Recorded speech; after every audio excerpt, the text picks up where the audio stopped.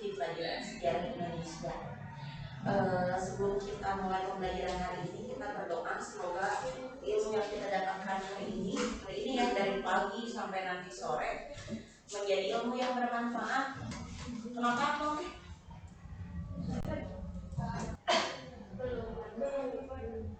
Ibu dikasih dulu apa aja ya? Karena ada konfirmasi. Basic, Dilan, Elsa, Erik hadir. Kemudian harga dolar gimana? Naik. Apalagi? PHK, betul. PHK besar. Lagi. Ketidakpercayaan masyarakat terhadap pemerintah sehingga mengakibatkan ada demonstrasi yang besar. Sering terkenal yang disebutkan tragedi demo yang sangat banyak dari mahasiswa. Nah, hari ini kita akan lanjutkan. Temanya adalah saya sadar, saya terpikir. Saya sadar bahwa ada permasalahan dan saya terpikir untuk mencari solusi. Jadi yang diharapkan sekarang pada pemerintahan sekarang sebenarnya atau era sekarang di mana eranya udah katanya udah 5.0 ya. Terus kalian juga di HP masing-masing udah ada yang 5G gitu ya dan lain-lain. Jadi memperlihatkan kita itu harus memiliki solusi lebih kreatif, lebih inovatif. Mungkin kalian kelas 12 sudah punya cita-cita ya. Ada cita-cita yang misalnya mau ke STAN. Ada yang mau ke STAN? Ada yang ke STAN. Nah, kalau kerja di STAN atau kerja di lembaga-lembaga tertentu, kita hanya kerja aja. Enggak. Kita dituntut untuk inovatif. Bagaimana menghasilkan sesuatu ide baru, produk yang baru. Gitu.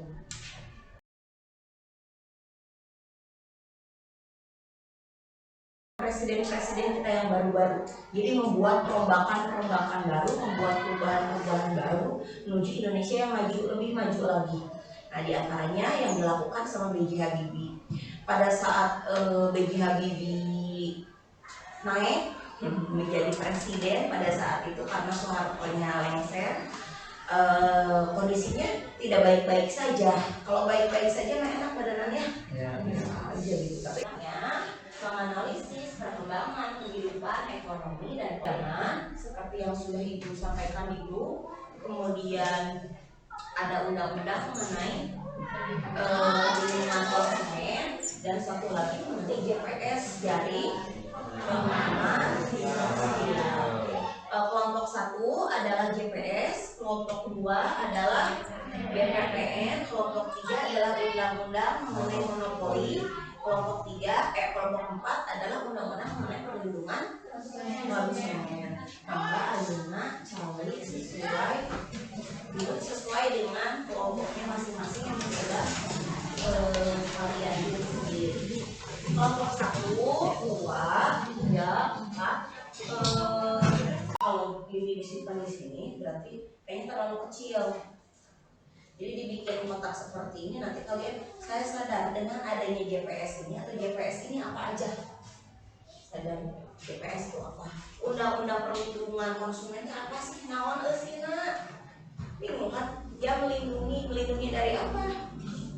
Gitu. Atau pencabutan monopoli yang seperti apa? Berkaitan sama apa monopolinya gitu? Apakah perdagangan minyak bumi? Gitu kan? Nah, jadi nanti dituliskan di sebelah sini. Kemudian dengan adanya tadi JPS ini, kemudian isinya apa di sini? Setelah saya sadar, dampaknya apa? Dampaknya juga harus ada 4, 1, 2, 3, 4. Karena di sini urutannya adalah 4. Jadi saya sadar, boleh dampaknya positif, boleh negatif juga ada dampaknya ini. Nah, setelah dampaknya ada, saya terpikir untuk bikin ide yang baru. Ide yang barunya itu, saya setuju nggak sih sama JPS ini atau JPS ini harus mengalami perbaikan? Saya setuju atau saya tidak setuju dengan adanya undang-undang PN. Di PN itu memberikan solusi atau tidak di sininya?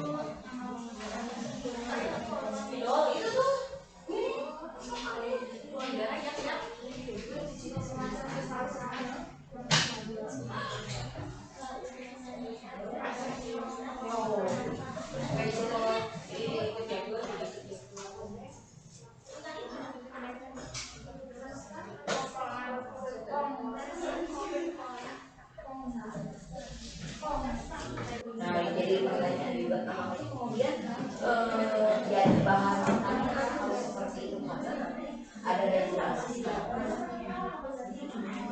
Hasil dari mind map saya berpikirnya dapatkan informasinya sebanyak 10 menitan mulai dari sekarang. Program pengembangan kecamatan, program penanggulangan kemiskinan perkotaan juga. Jadi ada dalam lingkup desa, kecamatan, dan perkotaan.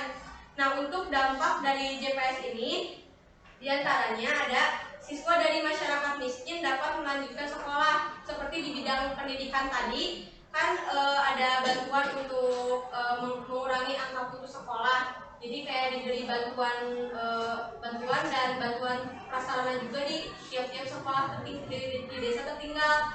Terus adanya prasarana air bersih dan terciptanya lapangan pekerjaan di desa. Lalu ada penurunan tingkat kekurangan gizi pada balita karena diadakannya posyandu juga dari program GPS ini. Lalu ide-ide dari kelompok kami yang pertama itu dilakukan pendataan atau survei oleh RT atau RW ke lokasi keluarga yang menjadi sasaran untuk diberi bantuan. BPPN atau pengganti BPPN nanti ide barunya ya, bagi yang sekarang sedang musim pinjol aku pinjol aja pinjol misalkan untuk BPPN OJK, betul, otoritas jasa keuangan secara umum, dan bikin lembaga yang mengurusi mengenai perbankan yang bermasalah. Next ke undang-undang monopoli perdagangan. Apa? Eri ya. Singkat aja Ri. Jadi kalau undang-undangnya mengenai apa aja monopoli perdagangan? Undang-undangnya ada di nomor 5 tahun 1999. Jadi di nomor 5 itu tentang larangan praktik monopoli dan persaingan usaha tidak sehat. Kemudian undang-undang tersebut membuat tentang larangan kegiatan monopoli, monopsoni, penguasaan pasar dan persekongkolan oleh pelaku usaha. Tujuan dari adanya undang-undang ini adalah untuk mengurangi adanya kelangkaan barang atau penimbunan suatu barang yang dilakukan oleh perusahaan tertentu, serta untuk tidak adanya persaingan yang tidak sehat atau merugikan perusahaan lain.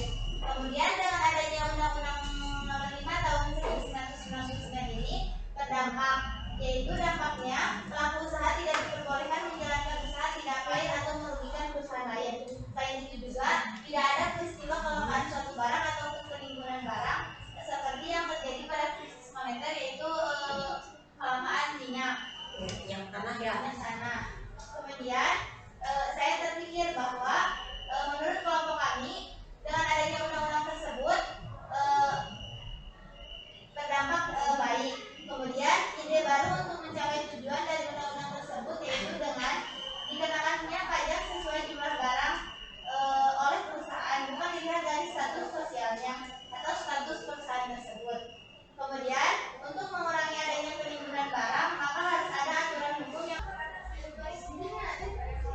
Jadi bisa memberikan sanksi kepada memang orang-orang yang melakukan monopoli atau perusahaan-perusahaan yang melakukan monopoli perdagangan, kemudian dilakukan tambahan pajak. Jadi pajaknya ditambah, katanya jumlahnya ditambah sesuai dengan jumlah barangnya.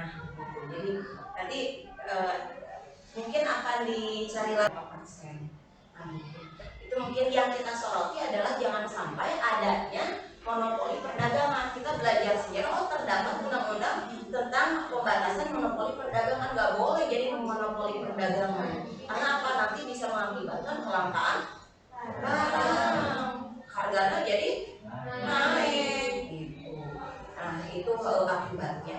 Terus ada istilah gini, yang kalau monopolinya ada yang kaya makin kaya, yang miskin makin miskin. Akibatnya hanya terjadi seperti ini. Itu salah satunya adalah dari monopoli perdagangan, adanya monopoli perdagangan. Sekarang untuk kelompok silakan ke kelompok undang-undang perlindungan konsumen. Undang-undang perlindungan konsumen, dengan adanya kebijakan ini, saya sadar bahwa kebijakan ini perlu ditegakkan.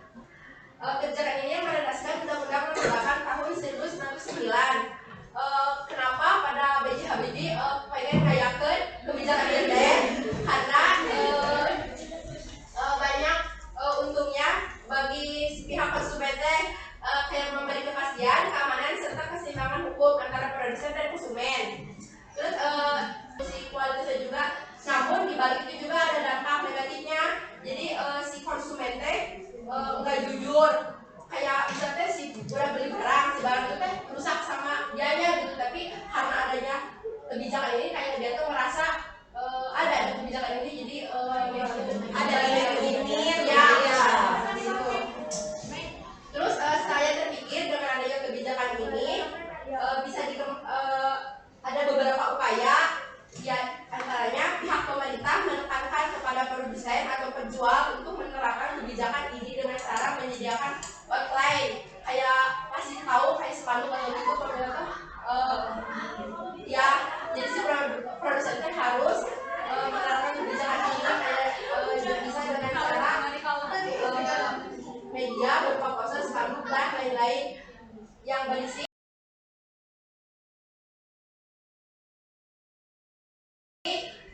kalau misalnya si produsen ini enggak sesuai atau enggak menerapkan kebijakan ini bisa langsung hubungi nomor ya setelah.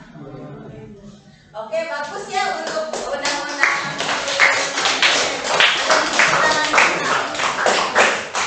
caranya tadi kalau memang tidak jadi kayak melakukan sosialisasi, lakukan publikasi mengenai undang-undang perlindungan konsumen sehingga konsumennya pintar mengerti gitu dan bisa mana yang oke dan mana yang tidak oke gitu, mana yang kemungkinan bisa saya laporkan apabila saya mengalami ketidaksesuaian mengenai apa ya barang yang kita dapatkan gitu. Termasuk kalian juga jangan tiba-tiba lapor nama polisi. Terus saya mau lapor ke polisi, cek polisi teh naon aku iya bukan ke saya harusnya juga katanya gitu. Ada badan tertentu di mana pengaduan terhadap perlindungan konsumen. Nah itu dulu untuk bahasan hari ini mengenai undang-undang monopoli, undang-undang perlindungan konsumen, GPS dan BPPN.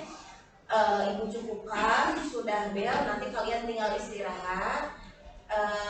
Jangan lupa nanti mungkin di grup ibu akan kirim link untuk soal-soal yang akan dikerjakan, boleh dikerjakan maksimal sampai jam 23.59 gitu, soal kurang lebih 5 nomor atau bisa 5 nomor lah, 5 nomor tapi essay udah ya. Nah itu dulu, terima kasih banyak atas perhatiannya,